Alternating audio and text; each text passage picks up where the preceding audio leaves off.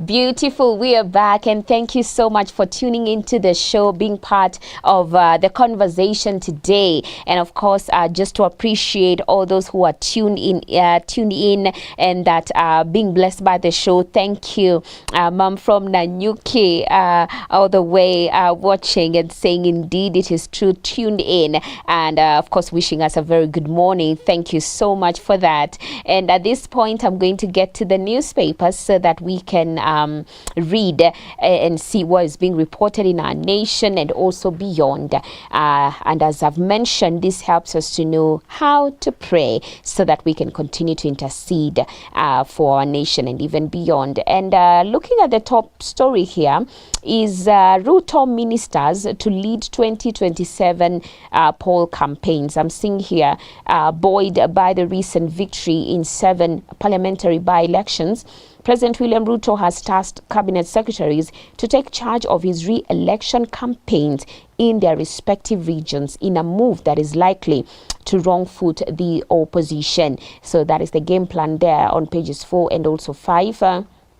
I also see courts have declined to sanction CS's doubling in partisan poll campaigns, a story that has also been reported extensively on the Daily Nation. I also see Tanzania lockdown subdues Independence Day protest, and that has been reported as well in more detail. And I'm seeing here a deserted street in Dar es Salaam, Tanzania yesterday after police blocked anti-government protest and we see here Kenyan activists arrested outside the Tanzanian embassy in Nairobi following a botched demonstration. So they were in fact arrested because we saw in the news yesterday that they were planning to go to the Tanzanian embassy, but that has happened. And moving on, I see here MPs back an extra 5 billion shillings for teachers' promotions, as to recovered on page 6.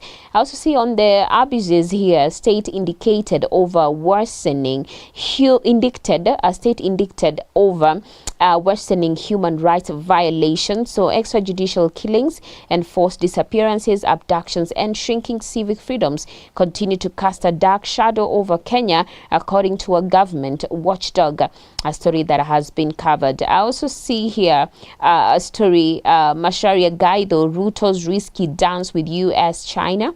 Also, Wamutende to Gachagua, I won fair and square. Of course, that is following the by-elections. And moving on, I see Sonko's back. Former governor launches new party and eyes 2027 presidential race. Interesting there. And that has been covered extensively right there on the Daily Nation.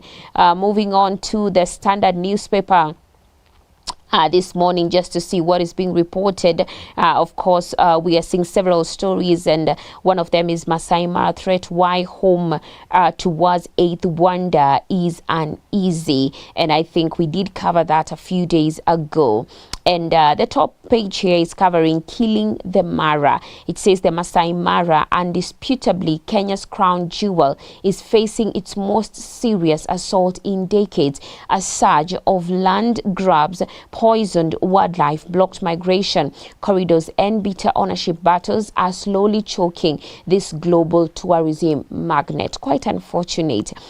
Predators are being killed, habitats carved up, and communities pushed into violent protest as powerful individuals move to seize chunks of land at the heart of the reserve, with court rulings handing control of prime territory to private interests and toxic chemicals wiping out lions and hyenas. The future of the Mara hangs in the balance. Pages 4 and also 5. And I think it's important to note that part of us as human beings basically taking dominion is to also take care of the environment, to take care of the wildlife, to take care of the things that God has given us dominion over. So definitely this is hitting the wrong nerves, and we pray that there will be sobriety in that.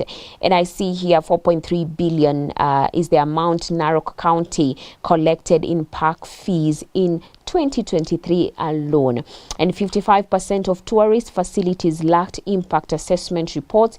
50% of facilities built within 30 meters of riparian land, contributing to environmental destruction.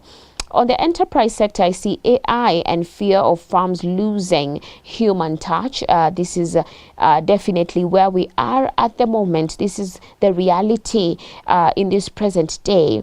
And that story has been covered on pages 4 and also 5. I mean, we saw how the internet came and replaced the need for many workers, even in organizations. So now with AI, it's staggering numbers now, because now firms are losing the human touch. There are some organizations who don't see the need actually for anyone working with AI in play. So I'm seeing here, taxing Kenya's super rich could raise 129.3 billion. Page 3 has covered that story.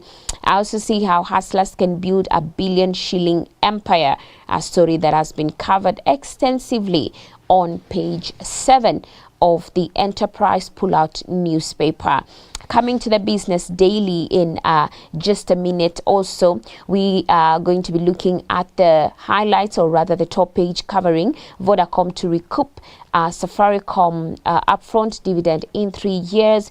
And we also see here a story being reported, tiny holidaying, the little houses ranking big money. That is on the live pullout. You know, especially now, we have different styles of celebrating the festivities, and of course these Airbnbs and these tiny holiday homes looks like they are really attracting a lot of people being interested in them. And I also see how trader lost SportPesa global ownership suit in UK. Also, special funds dilute dominance of MMFs. And I also see that story says the increased popularity of special funds has diluted the dominance of money market funds as investors pivot to the higher yielding class of unit trusts. So it's important to have a look at such stories, even for those who are, you know, just planning to invest their money in the different areas. Know what the market is looking at